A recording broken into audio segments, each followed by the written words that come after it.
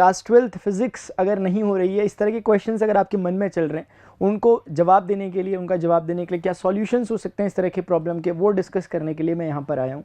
Video 5 से 7-8 minute का होगा। इस वीडियो को ध्यान से समझो। अगर आपको क्लास 12th की फिजिक्स करने में प्रॉब्लम हो रही है, अगर अभी भी यानी कि सितंबर जब लगभग जाने वाला है, ऐसी स्थिति में भी अगर आपको लगता है कि मेरी प्रिपरेशन कुछ खास नहीं हो पा रही, स्कूल में हाफ ईयरली एग्जाम्स वगैरह हो रहे हैं, धीरे धीरे आपके प्रैक्टिकल भी शुरू हो जाएंगे, प्री बोर्ड्स होंगे, प्रेशर बहुत ज़्यादा बढ़ जाएगा, अगर अभी भी प्रिपरेशन नहीं हुई है तो वो समय है जब आपको रुकना है, थोड़ा सा इधर उधर एकदम क्योस नहीं करना, चीज़ों को एकदम आपने देखना है, समझना है, ऑब्जर्व करना है, उसके बाद चीज़ों में इंप्लीमेंट करना है। ये जो बातें बताने जाऊंगा, जो स्ट्रेटजीज आपको बताऊंगा, ये सारी बातें मैं आपसे डिस्कस करूंगा कि कहाँ से पढ़ो, कैसे पढ़ो, कौन सी बुक से पढ़ो, आपसे डेरिवेशंस नहीं हो पा रहे उन्हें कैसे करना है, आपसे कॉन्सेप्ट आपको समझ नहीं आ रहा उसका क्या करना है, न्यूमेरिकल प्रॉब्लम्स कैसे करनी होती है फिजिक्स में, ये सब चीज़ें डिस्कस करूंगा। लेकिन शर्त यह है कि सुनना है और उसके बाद उस पर इंप्लीमेंट करना है, अपने लेवल से करना है, जितना कर सकते हो। मैं ये नहीं कह रहा कि पहले दिन जाकर ही 7-7, 8-8 घंटे पढ़ने लग जाओ, धीरे धीरे बनेगा ये चीज़, धीरे धीरे स्पीडअप होगी, लेकिन पहले शुरुआत में 2-2, 3-3 घंटे पढ़ना चालू करना पड़ेगा।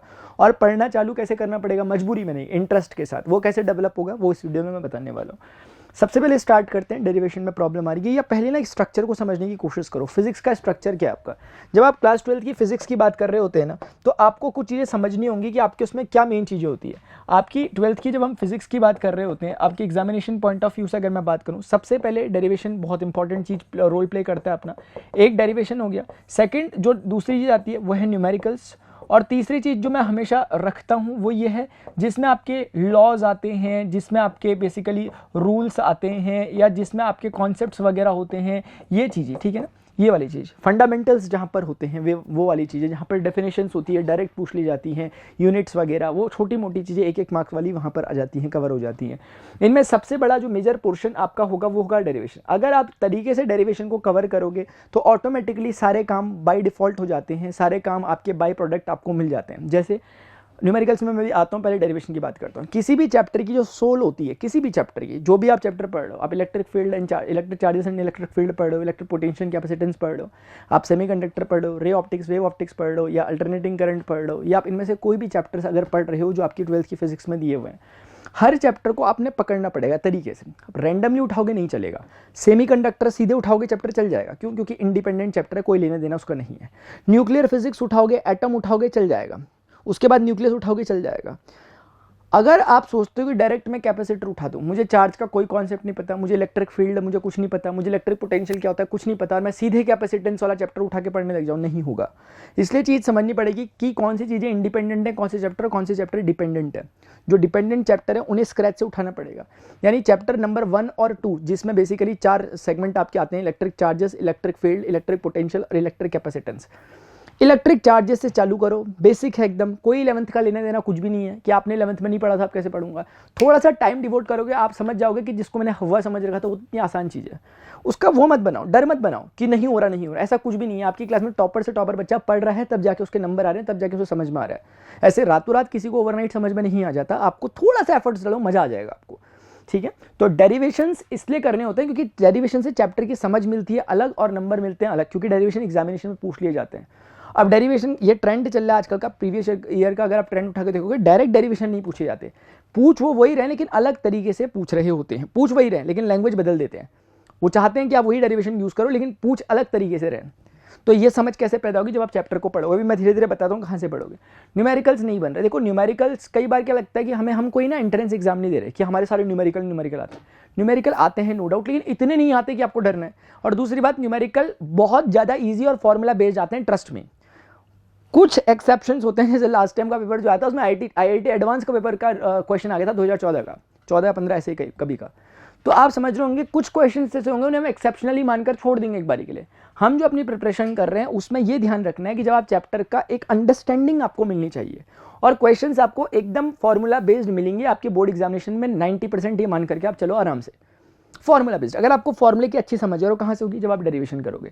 तो डेरिवेशन अगर आप कर रहे हो, फॉर्मूले अच्छे से निकल के आ रहे हैं, कुछ मत करो, सिर्फ एनसीईआरटी में जितने क्वेश्चंस या न्यूमेरिकल्स दिए सिर्फ उतने करो, अदर बुक के बिल्कुल मत छुओ, क्योंकि वो चक्कर ही नहीं, क्योंकि आपको अदर सब्जेक्ट भी पढ़ना है और फिजिक्स भी अपने आप में इटसेल्फ एक मोटी बुक है, उसे ही पढ़ना है, मतलब जो आपकी है। तो अगर एक ही चैप्टर के सारे न्यूमेरिकल लगे पड़े हुए करने में तो बात टाइम वेस्ट होगा आपका। एंट्रेंस की प्रिपरेशन कर रहे हो तो एक एज आपको ऑटोमेटिकली मिलेगा, उसमें मुझे बोलने की जरूरत नहीं है। लेकिन जो बच्चे नहीं कर रहे हैं एंट्रेंस की प्रिपरेशन, सिर्फ बोर्ड के लिए पढ़ रहे हैं, तो उनको मैं इतना ही कहना चाहता हूँ कि न्यूमेरिकल्स में ज़्यादा टाइम बर्बाद मत करो, चैप्टर की अंडरस्टैंडिंग लेने में वो करो और सिर्फ एनसीईआरटी की न्यूमेरिकल प्रॉब्लम्स करो, आपको समझ में आएगा। फॉर्मूला बेस्ड है, छोटे मोटे जो ट्विस्ट होते हैं उतने ही ट्विस्ट हो सकते हैं बोर्ड एग्जामिनेशन में, उससे ज़्यादा नहीं होते।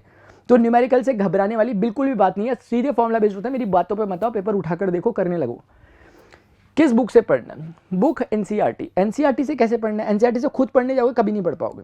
आपको ये करना है कि आपको ना वन शॉट्स उठाने हैं। जैसे मैंने वन शॉट बना रखे हैं सारे चैप्टर के, 12th की फिजिक्स के। प्लेलिस्ट नीचे मैं डिस्क्रिप्शन वगैरह में दे दूंगा, कमेंट में भी दे दूंगा, उस पर जाओ। चैप्टर नंबर 1 जैसे मैंने पढ़ा रखा है, या चैप्टर 2, चैप्टर 3, जो भी आपका मन कर रहा है वहाँ से पढ़ो और कोशिश करो सीक्वेंस में पढ़ो। एक बार सबसे पहले, अगर आप मेरी बात सुन रहे हो तब की मैं बात कर रहा हूँ ये बातें, ठीक है ना, क्योंकि रिसोर्सेज इतने ज़्यादा हैं, आपको 50 तरह की स्ट्रैटेजीज मिल रही है, आप फॉलो एक भी नहीं कर पा रहे। अगर आप चाहते हो मैं जो बोल रहा हूँ वही फॉलो करो तो फिर ध्यान से सुनो। आपको क्या करना है, एनसीईआरटी की बुक उठानी है, जो भी चैप्टर आप पढ़ना चाहते हो एक अंडरस्टैंडिंग लेने की कोशिश करो, बुक को पढ़ो चाहे समझ में आए ना आए, एक बार पढ़ लो, उसके बाद आप प्लीज वन शॉट पे आओ। समझ नहीं आया नाम बदल देना मेरा, यहाँ पे आकर बोल देना कमेंट में कि सर मैंने आपका वीडियो देखा, आप झूठ बोलते हो, समझ नहीं आया मुझे, बोल के रख देना, मैं वीडियो ही डिलीट कर दूंगा, मैं चैनल ही डिलीट कर दूंगा, बाकी छोड़ो। मैं लेकिन शर्त यह है कि सबसे पहले एनसीईआरटी से एक बार ऑनेस्टली खुद पढ़ना है, समझने का कोशिश करना है जितना पॉसिबली समझ सको।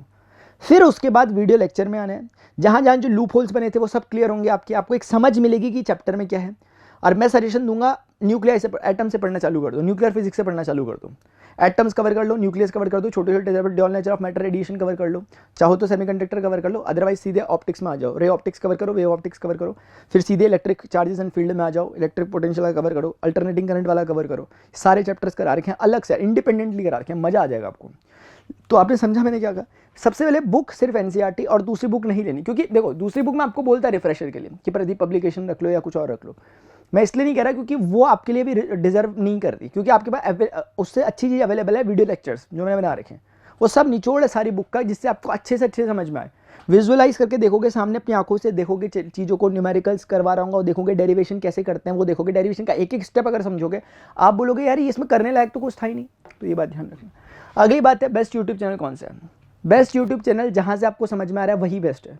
भीड़ चाल का हिस्सा मत बनो, रेट रेस का हिस्सा मत बनो कि भीड़ बोली है ये तो आप भी लगे। आपको तो खुद भी तो एक जजमेंट करने की क्षमता होगी ना आप में कि क्या अच्छा है क्या बुरा है। अपने अकॉर्डिंग देखो कि मुझे अगर समझ में आ रहा है तो ये मेरे लिए अच्छा है, चाहे उसके 2 सब्सक्राइबर ही क्यों ना हो जहाँ से आप देख रहे हो। अगर मुझे समझ नहीं आ रहा चाहे 2 मिलियन ही क्यों ना हो, मेरे लिए वो बेकाम का है। आप क्या मेरी बात समझ पा रहे हैं? फिलहाल मैं आपको सिर्फ इतना कहना चाहूँगा यहाँ पर खड़ा होकर, अपनी जिम्मेदारी के आधार पर मैं कहना चाहूँगा, क्योंकि दूसरे तीसरे की रिस्पॉन्सिबिलिटी मैं नहीं ले सकता। मैं सिर्फ कहना चाहूँगा प्रणव पांडे यूट्यूब चैनल पे एक बार देखो, जो मैंने वन शॉट्स बना रखे हैं 12th फिजिक्स के, उनको एक बार फॉलो करना चालू करो जिस पैटर्न में मैंने बताया। मज़ा आ जाएगा सर, मज़ा आ जाएगा।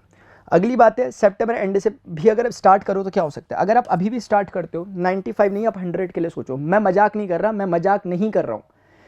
मैं बच्चों को मेंटोर करता हूं। आमतौर पे क्या होता था कि मैं वीडियो लेक्चर्स बनाता रहता हूं। ये वाली बातें जो मैं भी आपसे कह दे रहा हूं इस समय, ये बातें लगभग जनवरी फरवरी में बच्चे के जब मैसेजेस आते हैं, कॉल आते हैं, उसमें बच्चा लिटरली रो रहा होता है। आपको ट्रस्ट ना हो रहा तो कोई बात नहीं, सिचुएशन का वेट करो। ऐसी स्थिति मैं तो चाहता हूँ कि ना हो, लेकिन ऐसा होता है बच्चों के साथ। लिटरली रो रहा होता है, मेरे खुद समझ नहीं आता कि मैं इसे क्या सजेस्ट करूँ अब, क्योंकि सिर्फ दिन बचे होते हैं 15 दिन, और वो कहता है कि सर मुझे कुछ समझ नहीं आ रहा। क्या आप खुद बताओ क्या जवाब दिया जाएगा उसे?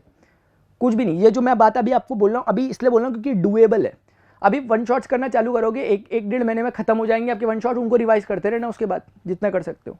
अब उस बच्चे पे प्रेशर ऑलरेडी इतना है, प्रैक्टिकल्स वगैरह ये चल रहे हैं और दूसरे सब्जेक्ट को भी पढ़ना है, 15 दिन का टाइम बचा हुआ है। क्या सजेस्ट कर सकता हूँ? कुछ नहीं हो सकता उस समय फिर, क्योंकि अब पछताए होती क्या जब चिड़िया चुग गई खेत। अगर आप चाहते हो कि आपकी चिड़िया भी खेत चुग जाए तो थोड़ा सा 2 4 5 स्ट्रैटेजीज और देख लो। लेकिन चाहते हो कि बहुत टाइम बर्बाद हो गया, सितंबर तक मैंने बहुत टाइम बर्बाद कर दिया है, क्योंकि आपके छात्रों ने कईयों ने अपने सिलेबस खत्म कर दिया है। उससे डिमोटिवेट मत हो, उससे मोटिवेट हो कि अभी भी अगर मैं स्टार्ट करूँगा, अभी भी मतलब अभी जस्ट स्टार्ट करोगे तब की बात कर रहा हूँ मैं। वीडियो देखने के बाद अगर आप वीडियो देखना चालू करते हो, अगर आपको लगता है कि सर एक नया कोर्स लाओ साथ में, हम तब तक उसे प्रिपेयर कर रहे हैं, आप हमारे लिए, क्योंकि मैथ्स के लिए भी तैयार कर रहा हूँ आपके लिए, 12th मैथ्स के लिए। अगर आपको लगता है सर लाइव आकर ना एक बार आप वन शॉट्स कवर करवा दो, तो वो भी मैं करवा सकता हूँ। लेकिन कब फायदा होगा? जब लगेगा कि ज़्यादा स्टूडेंट्स इस बात को चाहते हैं। अदरवाइज काफ़ी स्टूडेंट जब रिकॉर्डिंग से काम चला रहे हैं, उनको समझ में आ रहा है तो ठीक है, रिकॉर्डिंग ही देखो आराम से, क्योंकि चीज़ें यार किसी भी तरह से पेड नहीं है। मैं इतनी बातें अगर आपको बोल रहा हूँ, क्या मैं ऐसा कुछ बोल रहा हूँ कि जाओ आपको एक कोर्स परचेज करना है वहाँ पर जाओ, इतना एडवर्टीजमेंट कर रहा हूँ? मैं चाह रहा हूँ कि जो मैंने मेहनत कर दी उस समय जो कर दी, एटलीस्ट कम से कम किसी को तो फायदा हो उसका, कि इधर उधर भटक रहे हो, कम से कम वो वीडियो लेक्चर्स देखकर उसका फायदा तो उठा सको। और एक्चुअली मेरा पैशन, मैं टीचिंग मेरा बाई चॉइस है, मुझे मज़ा आता है पढ़ाने में। अगर आप कहोगे फिजिक्स, मुझे अंदर से ही एक अलग सी एक ऊर्जा आ जा रही है मेरे अंदर जब 12th फिजिक्स पढ़ाने की बात आ रही है दोबारा से, और मज़ा आ रहा है सुन के कि यार कोई बोल दे काश कि पढ़ा दो सर।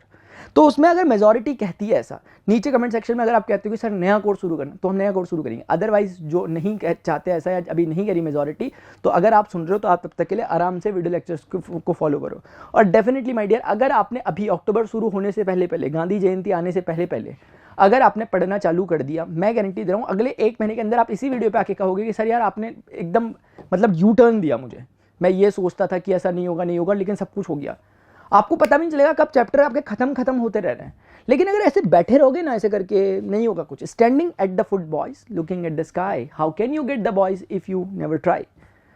आप सिर्फ अगर सोचते रहोगे खड़े होके कि यार standing at the foot boys looking at the sky, अगर सिर्फ सोचते रहोगे देख देख के कि यार काश मेरा भी हो जाता है, यार उसका कैसे हो रहा, उसका कैसे हो रहा, नहीं होगा। ऐसे स्क्रॉल करने से, रील ऐसे ऐसे करने से नहीं आएगा समझ में। आपको ऐसे ऐसे करके पढ़ाई करनी पड़ेगी, थोड़ा सा टाइम डिवोट करना पड़ेगा। धीरे धीरे क्या होता है, अपने आप को एक लिमिटिंग अमाउंट में फोर्स दो आप, उसके बाद सेल्फ ड्रिवन हो जाओगे, क्योंकि चीज़ें इतनी इंटरेस्टिंग, आपको मजा आएगा। इंटरेस्ट के आधार पर पढ़ोगे। शुरुआत के 5-7 दिन जरूर आपको अपने आप को जबरदस्ती बैठा के पढ़ाना होगा, लेकिन उसके बाद आपको मजा आएगा। आप मौका निकाल के टाइम चुरा के पढ़ोगे। अपने दोस्तों से कैसे तैसे बोलोगे कि यार भाई आज मेरी तबीयत खराब है, और क्या कर रहे होगे, घर में पढ़ रहे होगे, ऐसा कर रहे होगे।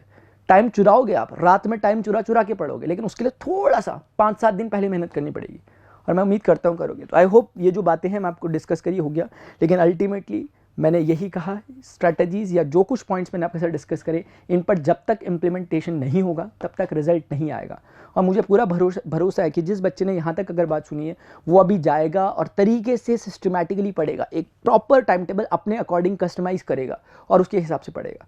अगर आप चाहते हैं कि मैं एक प्रॉपर एक सीरीज लाऊं इसके लिए, फिजिक्स के लिए, मैथ्स के लिए तो मैं अलग वीडियो बनाऊंगा, फिजिक्स के लिए अगर एक प्रॉपर स्ट्रेटेजी लाऊं तो आप नीचे कमेंट सेक्शन में लिख सकते हो इस तरह की बात, ताकि मैं कर सकूं। वीडियो अगर आपको पसंद आता है प्लीज़ वीडियो को लाइक किया करो, ताकि वीडियो रिकमेंड हो उन स्टूडेंट्स के सामने जो कि स्ट्रगल कर रहे होते हैं। मुझे लास्ट में मुझे फंसा देते हो आप लोग, क्योंकि लास्ट के 10-15 दिनों में आके आप कहते हो कि सर नहीं हो रहा, फिर मैं भी कुछ नहीं कर पाता। मैं चाहता हूँ कि अभी भी अगर बच्चे आ जाए, टाइम से अगर बच्चे आ जाए, तो हम उतने बच्चे मिल करके अच्छा सा कुछ कर सकते हैं उस आने वाले टाइम तक। क्योंकि अभी तो मैं समझता हूँ बहुत ज़्यादा टाइम है, लेकिन मैं कहना नहीं चाहता हूँ, क्योंकि आप फिर ना हल्के पड़ जाते हो ऐसे में। ठीक है, अभी डियर स्टूडेंट्स इतना ही, मिलते हैं नेक्स्ट सेशन में। Till then good bye, see you, take care, जय हिंद, बाय बाय।